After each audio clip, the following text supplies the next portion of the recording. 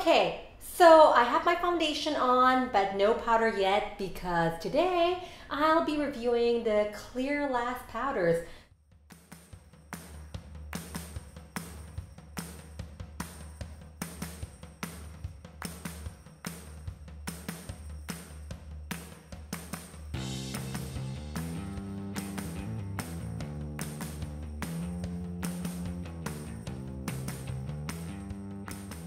These are the powders I got from the K Collection box. You can check out my unboxing video below, which unfortunately turned into a bit of a rant. Sorry about that, but it had to be said. Anyway, I got the Brightening and the Matte powders, and of course I was trying to figure out what's the difference between the two of them, and the first thing I did was check the ingredients. And ingredients are exactly identical. The only difference is that the brightening powder has alumina and tin oxide. Both of them are colorants, and they also help to make things more opaque. So from just looking at the ingredient list, it looks like the difference is just that this one will be more opaque and maybe even give you a bit of a white cast compared to this. But of course, when I tried them out, I honestly can't really see a difference. Maybe this one is more opaque, but it's hard to tell. So today what I'm going to do is try half and half. So yeah, I'm gonna put the one that's more opaque, I guess the brightening powder here where I have a bit more blemishes, and the matte powder here. Okay, so when I opened them, they're two different shades. Yeah, I don't know if you can tell, but this is a tad darker than the other, and hopefully I don't look too weird, but let's give this a try. After using this for a week, I realized that the best way to apply it is with the puff that comes with it. It really works very well. Where's my mirror? By the way, these come with this gorgeous peach scent. Have you tried the Japanese peach gummies or bubble gum? That peach, it's so beautiful. I love it. So yeah, I don't know if the camera is picking up, but it is maybe just a shade or half a shade darker than my skin tone. So yeah, it's not really a perfect match, but it's not that big of a deal. I can still blend it out. Now for this one.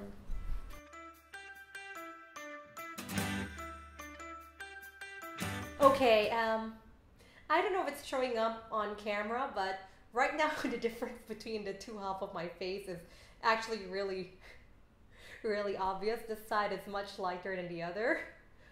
So yeah, I don't know if it's showing up, but I definitely have to like do some blending before I go out, otherwise I look a bit strange.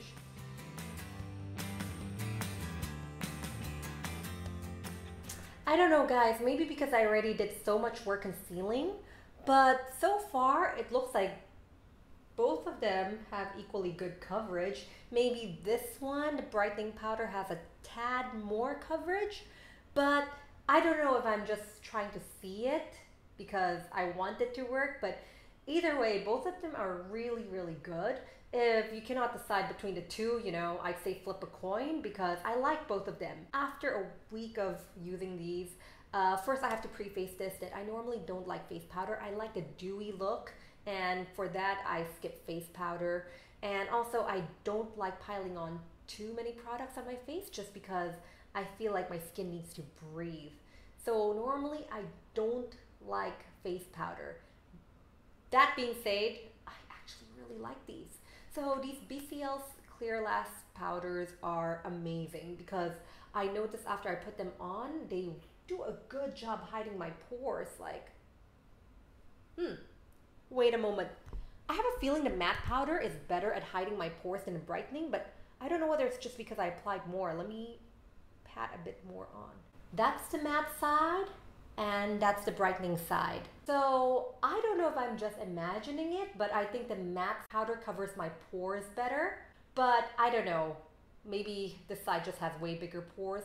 I'm not sure, but right now I do feel that the matte powder has better coverage for my pores. So I'm leaning towards liking it more, even though the brightening is closer to my skin tone. It's still a shade too dark, but the matte powder is worse. Anyway, these powders did an amazing job hiding my pores until I start getting that airbrushed look that's so amazing. And yeah, after I use this, it's so easy to apply my blush and my contour. I have this really difficult to use purple blush that's often streaky, no matter how many primers and powders I use. But once I use this powder, I find that the purple blush is still streaky, but I could blend it much easier. So I'm very impressed. I was very in love with these powders to the point where, you know, I thought I'm going to dread wearing powder every day because, you know, the whole time I'm wondering, oh my God, will my skin breathe? But I really enjoyed myself. Like every day I'm like, wow, my skin looks really airbrushed. It's beautiful. And the beauty of it is, you know, quite a lot of that airbrush look looks extremely cakey, but this one, it does not look that cakey.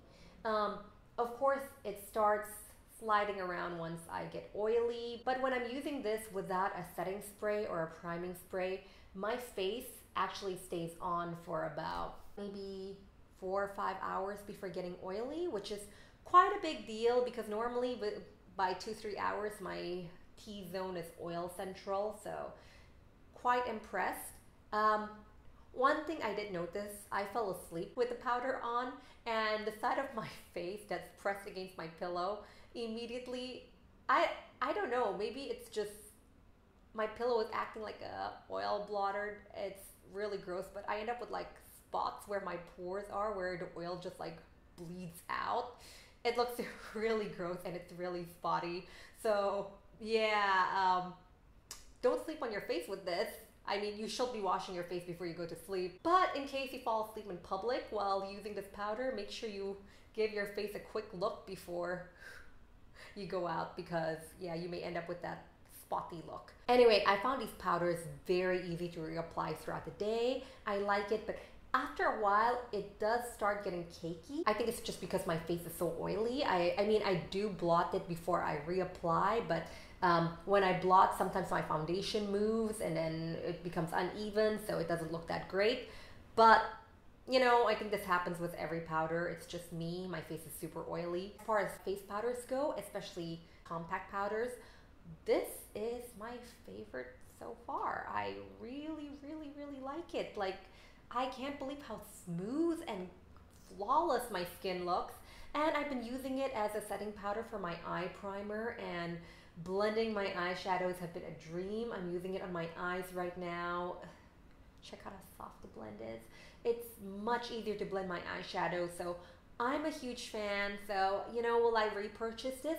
Definitely. If I run out, I'll definitely be buying more. Though I am looking for a brand that's a better match for my skin tone, or maybe I'll go for a tan and hopefully I'll like tan up and match this better. Yeah, luckily it's not too different. I mean, the matte is, I guess, translucent enough that I can pat it down and it doesn't look too different from my neck.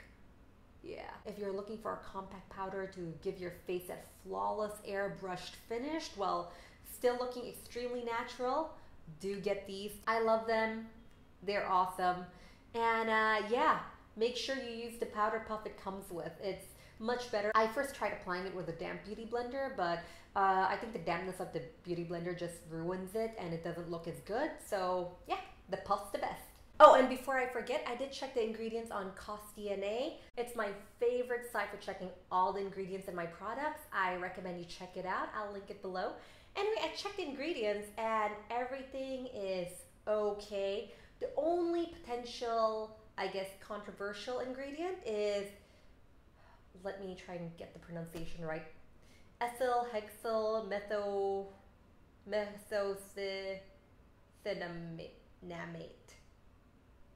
also known as octyl methocytinamate.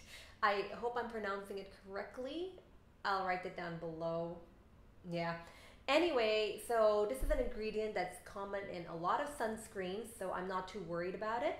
But I mean, you know, there are a few studies that say it's potentially has a risk of being cancerous, but you know, I feel like just living in Indonesia, I'm already surrounded by so many carcinogens, and you know, especially here with public smoking everywhere, I think I'm more at risk from that than my sunscreen. So I'm not too worried about that. If you guys are worried, you can go look up that ingredient and research it. But other than that ingredient, everything's A-okay.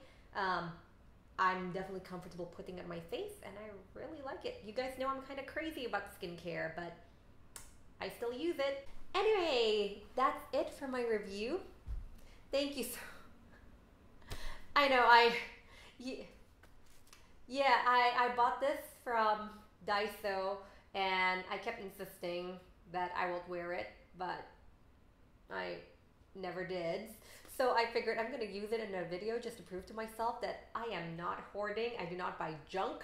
I actually buy very useful things like this hairband because I am totally rocking this.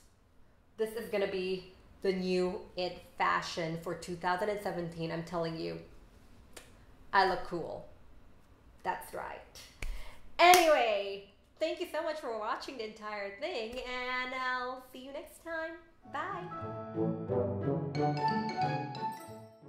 I'll be reviewing Clear Lash powders. Man, that did not look. Let's try again. I'll be reviewing Clear Lash face powders. Finally got that right. Oh my god, I'm so good.